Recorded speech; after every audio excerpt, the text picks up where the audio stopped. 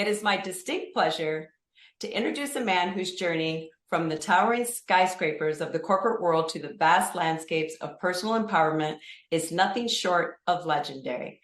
A best-selling author, a captivating speaker, and a beacon of inspiration for many. Tommy Breedlove has redefined success on his own terms, from the boardrooms of major financial firms to the podiums of global stages. His story is a testament to the transformative power of purpose. As we dive into his life, his lessons, and his legacy, let us remember that every legend has a story and every story has a heart. Please join me in welcoming the author of Legendary, Mr. Tommy Breedlove. Deb, my new friend, I am so humbled and honored to be here. I've enjoyed our conversation off camera and just here to just hopefully with our conversation, one person somewhere will make some change in their business or life and they will be better than they arrived. So I'm just so grateful and humbled to be here. Thank you. I'm glad you're here. Your journey from the corporate world to personal empowerment is both inspiring and intriguing. What was the pivotal moment that sparked this transformation? The truth is, it started with pain, and I'm just going to own that. I came from very humble beginnings. So I'll start at the very beginning. So growing up, I wanted to be and desired to be the first person in my family to really kind of get out of that neighborhood and go to, and God willing, graduate college. And at 18 years old, and we'll get to the corporate world really quickly because I wanted it to be more about the work than the story. But at 18 years old, I had a full ride to multiple universities. And unfortunately, I grew up in and around a lot of violence outside the home and a lot of abuse inside the home. And at 18, I became what I hated. I became that violence and abuse. Committed a violent crime. I was looking at 7 years in prison at 18 years old, as opposed to being the first person in my family to go to university. Luckily, by the grace of God, it was dropped to 2 heavy misdemeanors, but I was sentenced to 2 years and spent my 19th birthday incarcerated. Really cool thing happened to me there. A male mentor, an African-American gentleman, which is super unusual for that to happen, for crossed racial lines. He was in his 40s. I was 18 and decided to love me and mentor me and show me what being a man is. He called me young blood. He said, young blood, you're not going to become a part of this revolving door system. And so when I got out, I picked myself up. I went to work in a nuclear waste container factory in the morning, went to community school at night, ended up at the University of Georgia, go Dogs, and literally went from a jail cell to a company called Deloitte in 3 years. And Deloitte at the time, and I think it still is one of the largest financial, public accounting, financial consulting, and M&A firms in the world. So let's fast forward. So I thought, being a blue collar boy and coming from nothing, if I just outworked everybody, I hustled everybody, I was the Yee who turns the lights off last guy. If I could just work my way up the top and get rich, have the corner office, the fancy suit, the title, and the money, I would be super, super happy. And I attained all that at 36 years old. And I was still wondering why I could never be Tommy. I was wearing all these masks: tough guy, important guy, cool guy, life of the party guy. On the outside, it would have looked like I had it all. And when the money, the power, the status, the corner office didn't light me up, I turned to the darkness. I turned to literally lived the Wolf of Wall Street lifestyle at 36. And it almost cost me everything. It almost cost me my career. It almost cost me my firm, almost cost me my marriage. And ultimately, it almost cost me my life. And I found myself laying in a ditch at 36 years old, wondering, my God, how did I get here? Looking at the blue skies, thinking, I'm not going to be this anymore. I'm going to go find out who Tommy is. And so I went on this personal journey of therapy, coaches, reading, working every single thing I can to figure out who I was, where I was going, who's coming with me, and what did I stand for. And during that 3-year process, I never planned on leaving the large financial consulting world. But in those 3 years, let me tell you the tangible results of just prioritizing me. I went from junior partner to senior partner to international practice leader to elected to the board of directors at 39 years old. Most of the people were in their 60s. Here I am at the board at 39 years old. My income doubled, my network 10x'd. I went from being one of the most hated people at the firm to one of the most beloved. But here's the most beautiful part. My marriage went from life support to strength. I went from being an arrogant, which is just insecurity on steroids, an arrogant man, to a very humble, quiet man. I felt peace. I felt happiness. I felt joy. And for the first time ever, I felt like I could just be who I was.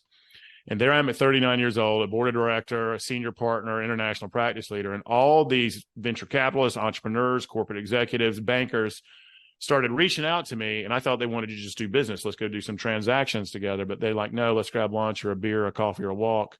And they wanted to know how I did it. And I started opening up to them about my fears, my insecurities, my past. And like, on the outside, I looked like, here I am at the top of the game. What I was giving them is the gift of going second.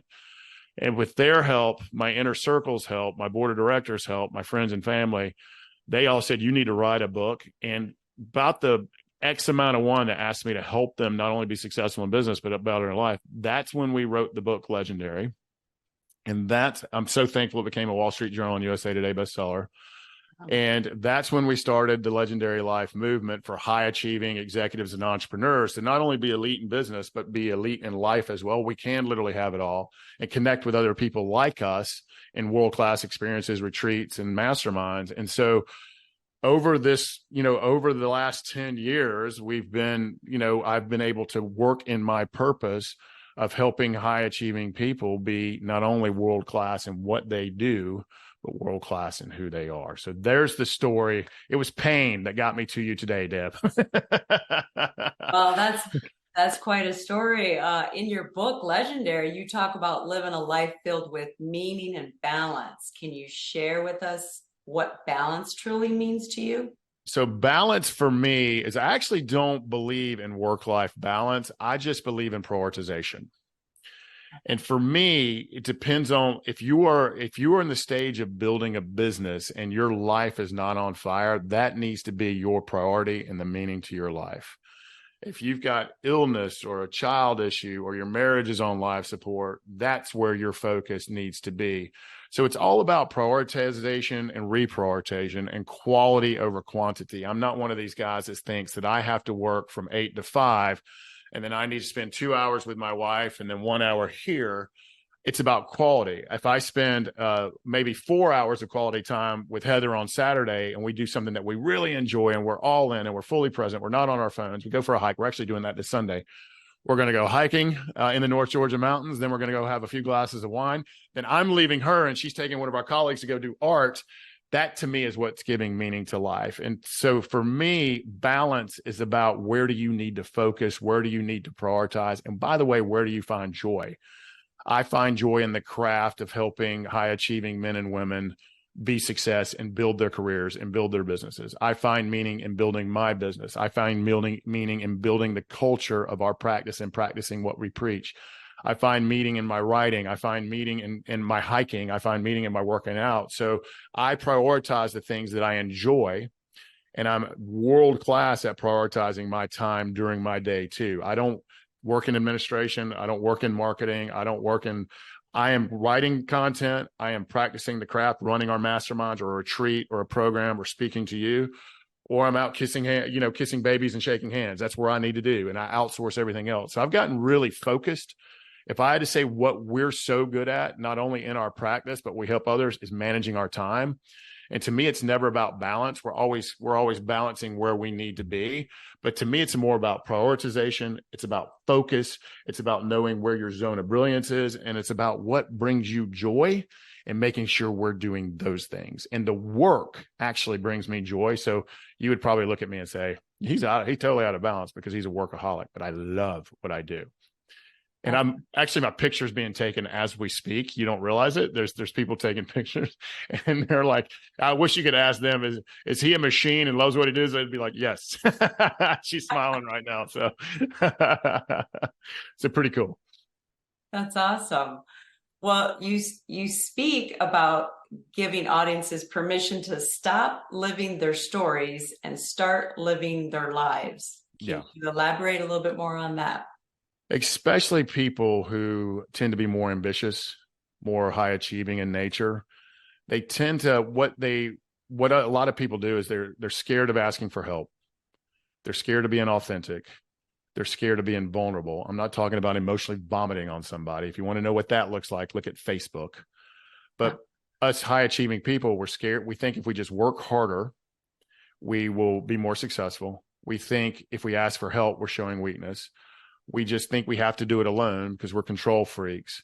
And so for me, and the reason of that, every bit of that is fear. And we all have fear. We all have a story that we tell ourselves in our heads that was given to us by society, our culture, our parents, who we hang out with. And a lot of that story is very negative. A lot of that story is fear-based. A lot of that story is I'm not smart enough, good enough, valuable enough, and it's nonsense. And if you're thinking it or feel it or have it, so are millions of others. And just because you're a high achiever, we've got to take off those masks.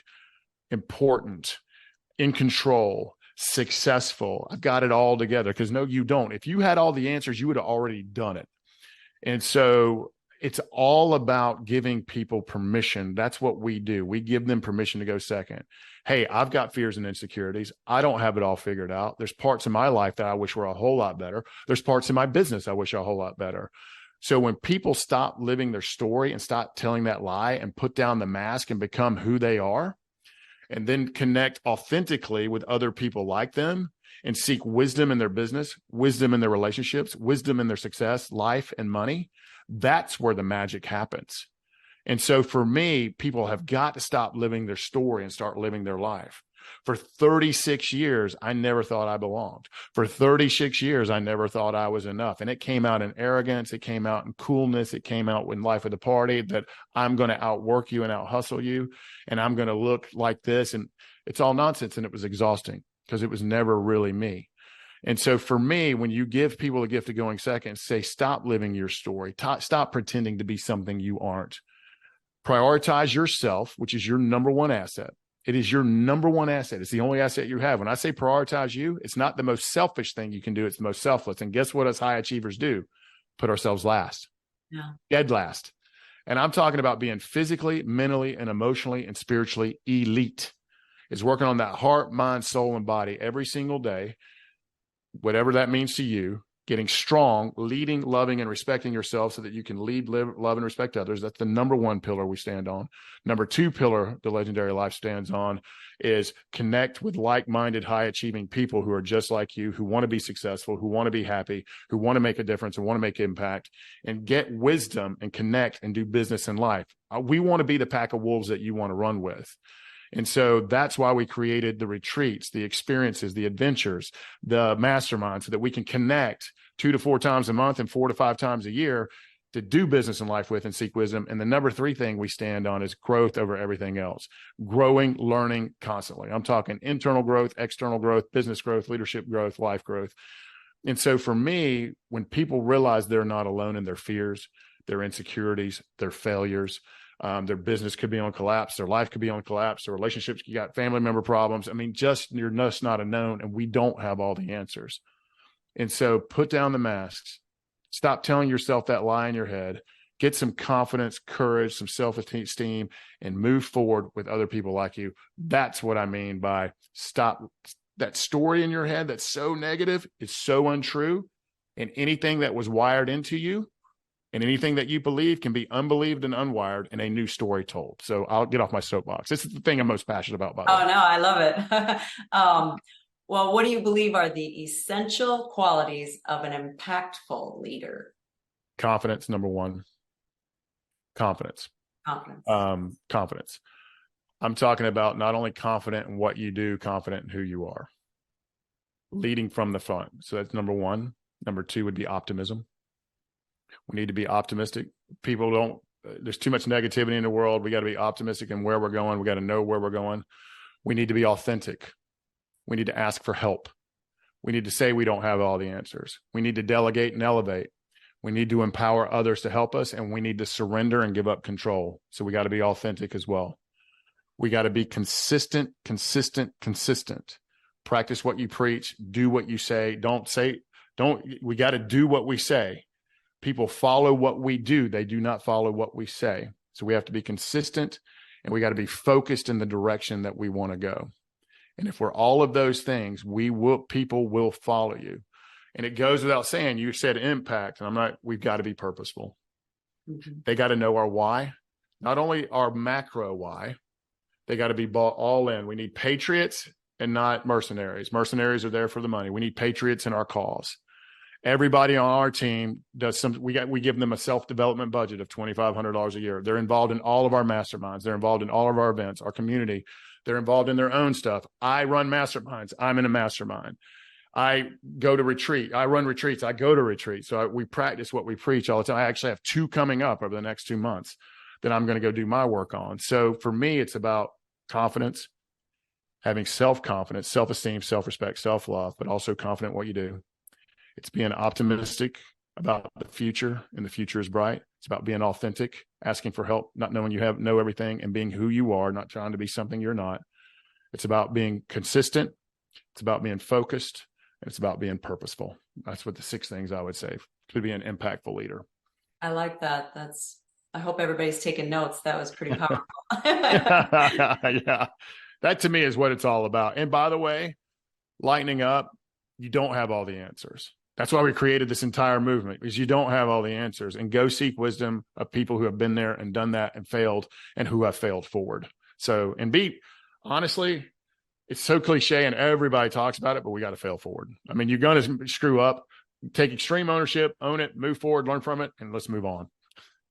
Well, I also like the fact that you practice what you preach. And so that I like that too. That's awesome. And my team, by the way, and there's only 9 of us on our team. We're tiny. We call it small but mighty. We have 5 core values that we live by a team: extreme ownership, addicted to excellence, authenticity, celebrate the experience. I can't remember which one I've said and which one I haven't said, but anyway, there's 5 of them. And when I don't live up to one, or I'm not walking the walk, or I'm being inconsistent, man, they will call me out like that. And we also celebrate at the end of the week. What did we accomplish? How did we win? Who showed up? Honor these core values. So we celebrate, because that helps us be successful as well. So they truly will call, I'm just a man making a leader and a human, and flawsome. I'm as flawed as everybody else. And so I don't have all the answers, and this is not what it sounds to have it all figured out. And I wrote a book I aspire to live up to, by the way. And so they have carte blanche to call me out, and I love it when they do it, because it only makes me better. Awesome. Well, so we got to be coachable too, I guess, is how to round that out. Yeah. No matter what level you're at, huh? Yeah. No matter where you are and what level you're at, there's always someone ahead of us, someone behind us, but we got to be humble and we got to be coachable. I like that.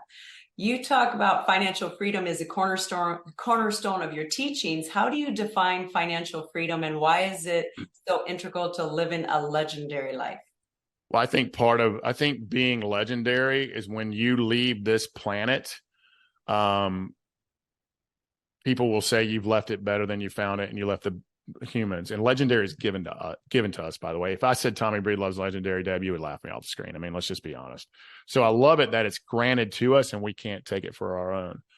But whoever tells you that money's not important, run from them, because they're broke. And so for me, because of the society we live in and the culture we live in, and I'm a classically financially trained guy. I was in corporate financial consulting, M&A, and public accounting for 20 years. I was a senior partner in it. Money is critically important to not only feel freedom and experience life. So to me, it's a feeling. Am I getting to experience this so short life with all that I have? It's not about buying things, and I like watches and shoes and cars, but things won't give you happiness. Experiences will. But what money also does is help you make great impact. We have 9 lives that we're responsible for. We have a boatload of high achieving members we're responsible for. We've got these entrepreneurs and executives that we represent. We cannot make impact broke unless you were put here to build a religion. And even those people had a lot of financial backing. So let's just be clear on that. They couldn't have done what they did. So to me, financial freedom will give you peace. But it is not only just the money that you have and the skills that you have, it's the mindset that you have. I have clients with $20 million in the bank, up to $100 million in the bank, and they still think it's all going to be taken from them tomorrow. And therefore we need to work on that money mindset. But to me, it's a feeling you get of being able to experience whatever you want, do whatever you want, with who you want, when you want, whatever you want. That's where I want you. That's the goal.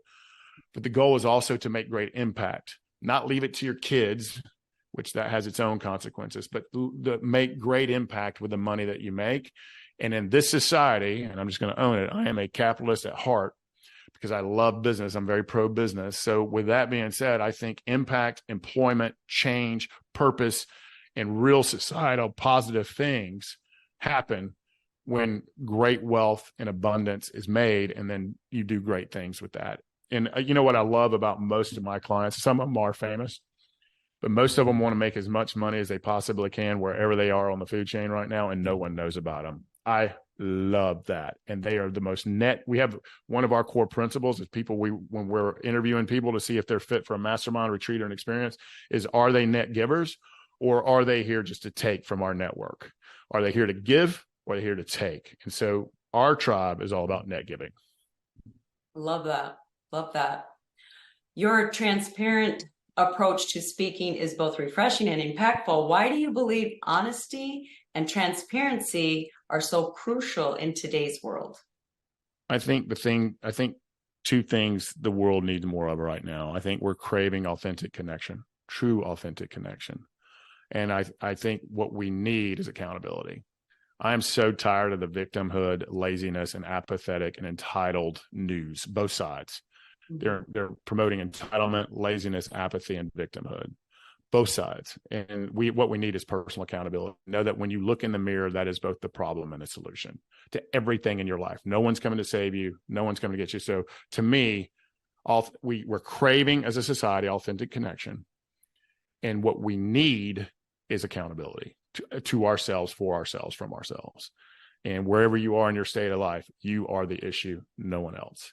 And so for me, when I get on stage, and I've just came off of 2 giant keynotes, and I get up there, and I'm authentic about my story. I'm transparent about my failings, but I also share wisdom and how I did what I did to get where I am as a writer, to get where I am as a leader, to get where I am as a community builder, to get where I am as a visionary and everything. I think what we do when we authentically connect and we get real, the audience can feel it immediately, or they can smell BS immediately. The reason you cringe when you hear the news and certain religious leaders and certain other people is it just doesn't reconcile with your soul, because it feels dishonest and it feels fake. But when someone gets up on stage and they're vulnerable and they're authentic, and they say, this is where I've been, this is what I've done, this is what I did about it, and this is where I am now, it gives the entire place. I can't tell you how many people have come up to me or written me a letter, an email, or a text saying, man, this is exactly what I need to hear when I needed to hear it. I mean, it doesn't matter if it's a business thing that you're dealing with or a life thing or a relationship thing, because they're going to happen. It's not if. And so I think the most powerful speakers in the world, the most powerful humans in the world are authentic and vulnerable. And I'm not getting up there and emotionally vomiting on people. I'm not doing that. I'm just sharing a story, a hero's journey, for lack of a better word, to hopefully get one person, 10 people, 100 people to take a little action in their life that'll pay compounding dividends in their happiness, their success, and their lives. And that's why I think it's so important. Thank you. You're a passionate advocate for operating in one's area of brilliance. You mentioned a little bit that's earlier. where I'm world class. How can someone identify their unique brilliance and harness it effectively? Absolutely. So we all have God-given talents. These are our superpowers. By the way, our superpowers are also our kryptonite. So our superpowers can come our weaknesses. So, I can use my superpowers for darkness or light, and I choose to use them. So you have inherent, whether they were trained in you or you're just good at it, God-given talents. You got to figure out what those are. If I'm saying this and you're like, well, I don't have any, you're lying. That's not true. You do. So what I want you to do is go find the 2 to 3 people that you trust the most and ask them, what do people come to advice for? What do you think I'm really good at? What do you think my superpowers are? It could be baking a cake. It doesn't matter to me what they are.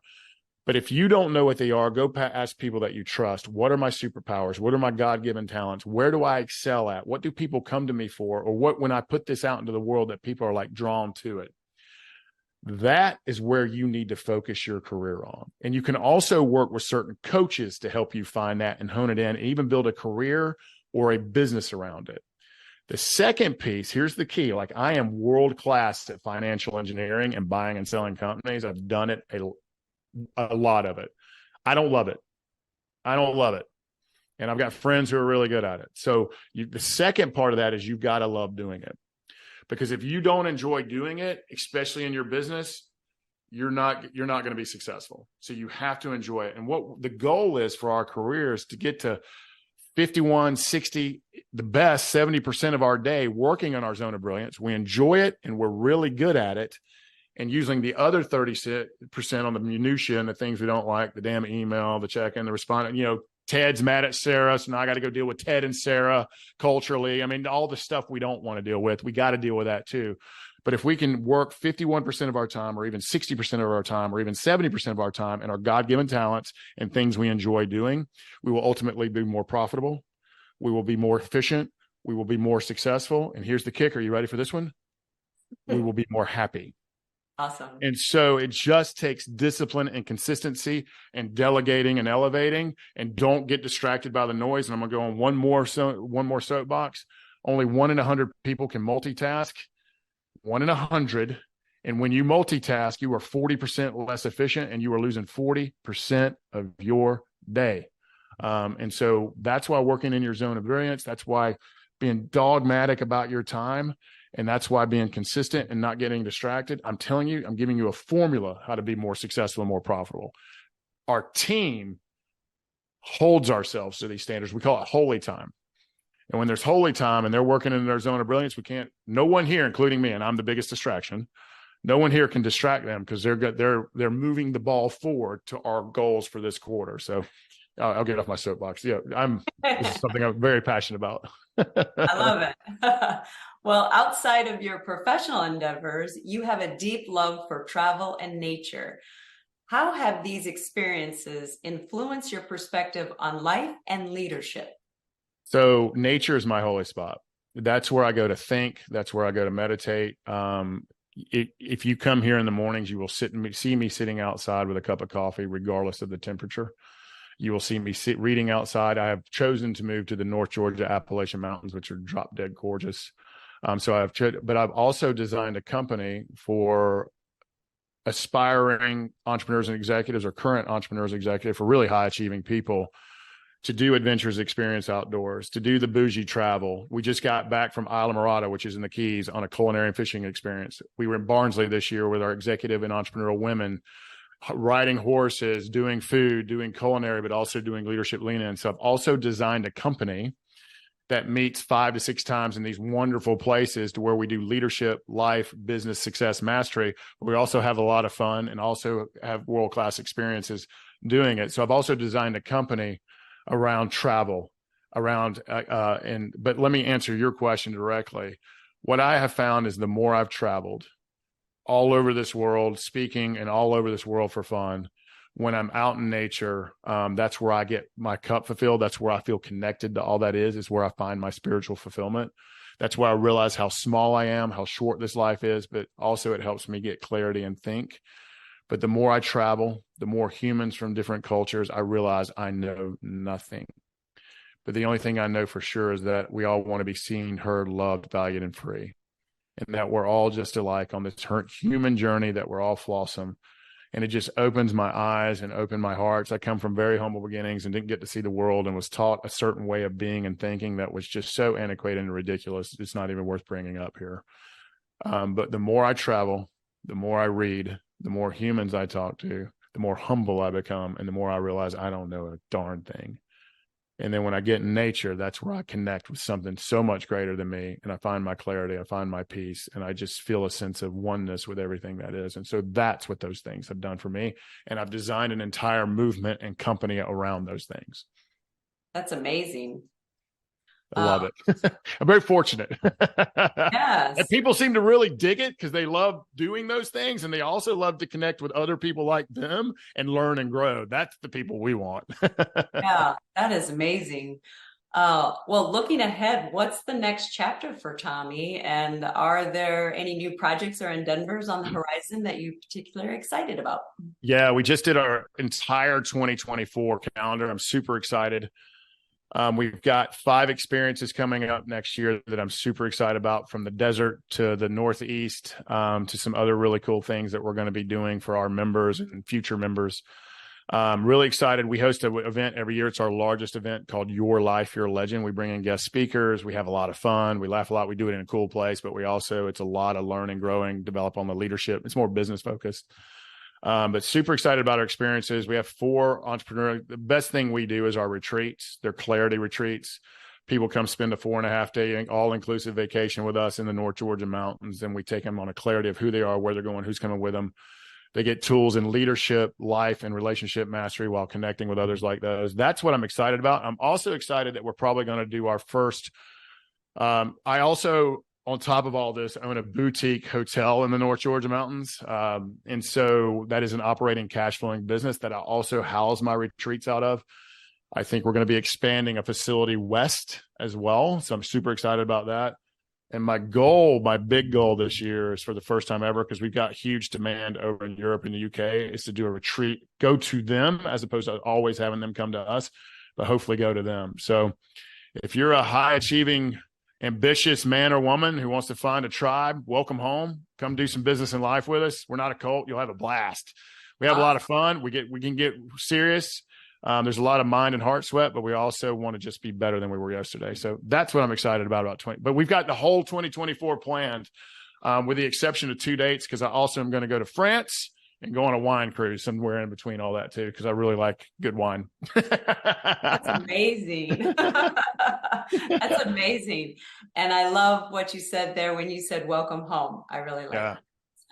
Yeah, it's cool. Like, people just, when they're like, why didn't I do this earlier? Or why didn't I come to this? Like, the by far the best thing we do is our retreat. And everyone that comes through, that's like, man, why didn't I do this sooner than this? Because I'm just so clear, and now I'm so focused on where I'm going, and it feels like home. And then when we get together a couple of times a month virtually, it feels like, hey, we're coming there to invest in ourselves, and we're coming home, and I know all these people in here. So really, I'm a community builder. We're not in the convincing business. We're in the connection and community business. And so it's a group. I am humbled that our members are also my best friends, honestly. And that's the way to do life, man. That's the way to do life. That's awesome. Well, in our time together, we've journeyed through the chapters of a life that is truly legendary, from the corridors of corporate power to the pathways of personal purpose. Tommy Breedlove has shown us that success is not just about accolades and achievements, but about authenticity and alignment. As we part ways, let us carry with us the lessons, the insights, and the inspiration from this conversation. And may we all find our own legendary path, guided by purpose and passion. Thank you, Tommy, for sharing your story and your wisdom with us today. Deb, what an honor. And I'm so humbled to have been here. And thank you for doing what you're doing and keep inspiring daily. Thank you for being you. Thank you.